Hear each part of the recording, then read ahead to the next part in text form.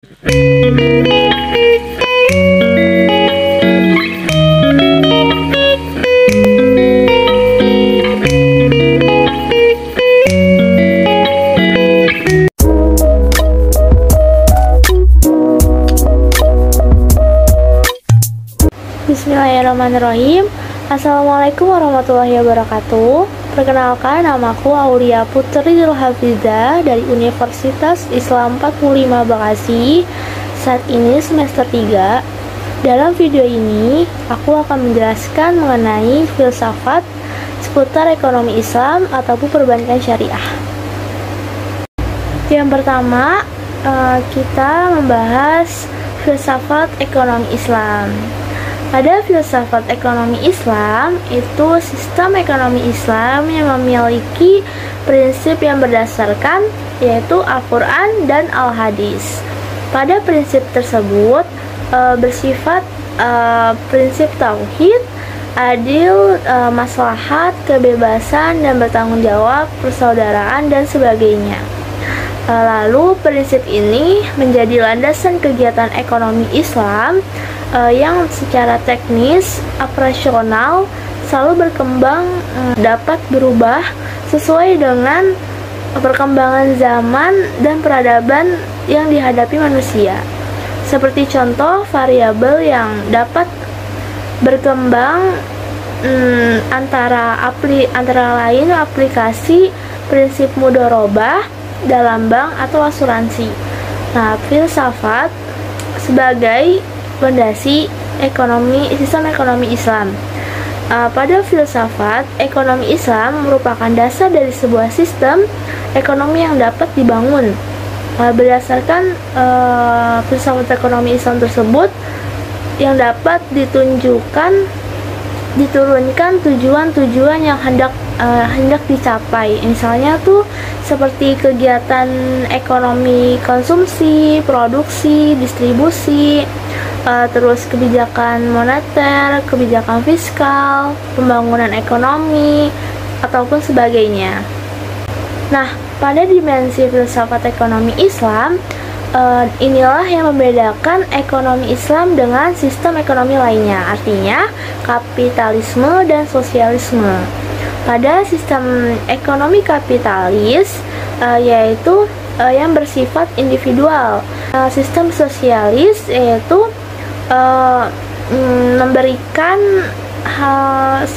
memberikan semua bertanggung jawab warganya. Sistem ekonomi Islam ini memberikan kesejahteraan bagi seluruh masyarakat, memberikan rasa adil, kebersamaan, dan kekeluargaan, serta mampu memberikan fondasi utama kesempatan seluas-luasnya kepada setiap pelaku usaha. Ekonomi Islam dapat dilandaskan dari 3 fondasi utama yang dapat diimplementasikan dengan aktivitas ekonomi seperti tauhid, syariah, dan juga akhlak.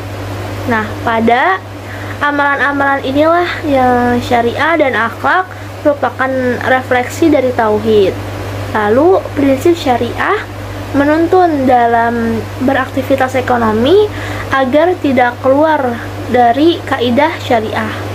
Nah, sedangkan akhlak membina aktivitas ekonomi agar selalu berperilaku dan bersikap seperti moral dan etika Islam. Jadi, fondasi dasar tauhid, fondasi dasar tersebut inilah yang muncul dari 6 prinsip ekonomi Islam, yang diantaranya ada tauhid, maslahah, adil, akhlak, kebebasan, dan bertanggung jawab, dan juga wasatiyah. Dalam implikasi aksiologis pada sistem ekonomi Islam yang mempunyai nilai-nilai ekonomi Islam yang bersumber dari Al-Quran dan Al-Hadis, berupa prinsip-prinsip universal. Lalu di saat dimana sistem ekonomi lainnya, yaitu yang hanya berfokus pada hukum dan sebab akibat dari suatu kegiatan ekonomi. Nah, pada Islam itu lebih jauh membahas tentang nilai-nilai dan akhlak yang terkandung dalam setiap kegiatan ekonomi tersebut. Nah, pada nilai-nilai inilah yang selalu mendasari setiap kegiatan ekonomi Islam. Dasar syariah ekonomi Islam yang membimbing aktivitas ekonomi sehingga sesuai dengan kaidah-kaidah syariahnya. Lalu sedangkan akhlak membimbing aktivitas ekonomi manusia yang terpancar dari iman dan membentuk integritas yang membentuk market disiplin yang baik. Nah, lalu moralitasnya dan etika dalam aktivitas aksiologi filsafat ekonomi Islam, yaitu kita dapat melihat nih dari sifat kenabian Nabi Muhammad SAW yang sidik, amanah, fatonah, itu yang mempunyai sifat-sifat yang sangat amat dicontohkan. Lalu setidaknya hal ini itu tidak menjadi pedoman yang seharus diteladani oleh semua manusia. Artinya pelaku bisnis, pemerintah, dan segenap manusia ini hal ini tuh menjadi sebagai pondasi yang harus diteladani dari sikap sidik, amanah, tablik, dan juga fatonah. Ekonomi Islam sebagai suatu ilmu dan norma yang penting dalam memahami positif ekonomi dan juga normatif ekonomi. Apa sih positif ekonomi? Positif ekonomi yaitu membahas tentang kenyataan yang terjadi, yaitu artinya kemiskinan di negara-negara tersebut berkembang tidak seharusnya semakin memburuk. Lalu pada normatif ekonomi yaitu membahas apa yang seharusnya terjadi atau apa yang seharusnya dilakukan. Artinya kemiskinan di negara-negara tersebut berkembang semakin memburuk. Lalu yang kedua yaitu filsafat terkait perbankan syariah. Di sini saya akan membahas tentang filsafat perbankan syariah pada hukum perbankan syariah. Nah, pada hukum perbankan syariah dalam dunia Islam sebagai konsekuensi logis dan dari adanya interaksi ekonomi antar masyarakat. Artinya, Bank Islam juga merupakan institusi keuangan yang menenteramkan batin masyarakat muslim dan ikut berpartisipasi dalam pembangunan dan penyelesaian aneka problem masyarakat dalam berbagai tingkatan dengan cara yang halal. Selain itu, pada perbankan syariah juga turut aktif memecahkan masalah kemiskinan dan berbagai masalah sosial lainnya melalui dana zakat yang disumbangkannya. Dari filsafat tersebut, dari sudut pandangnya, hukum Islam perbankan syariah seperti di atas masih memerlukan penalaran mengenai apakah seluruh jenis kegiatan usaha serta aktivitas itu melekat pada bank sudah dapat dikategorikan dengan murni halal dan atau masih bercampur baur antara halal dan yang haram ataukah justru haram. Dengan itu dalam rangka untuk menjamin bahkan memberikan garansi kehalalan kegiatan usaha perbankan itu, maka kegiatan operasionalnya harus kemungkinan harus menggunakan prinsip-prinsip syariah. Nah, dengan demikian itu lembaga keuangan seperti bank yang jenis usahanya itu kegiatan yang menggunakan prinsip syariah dapat dikatakan sesuai dengan syariat.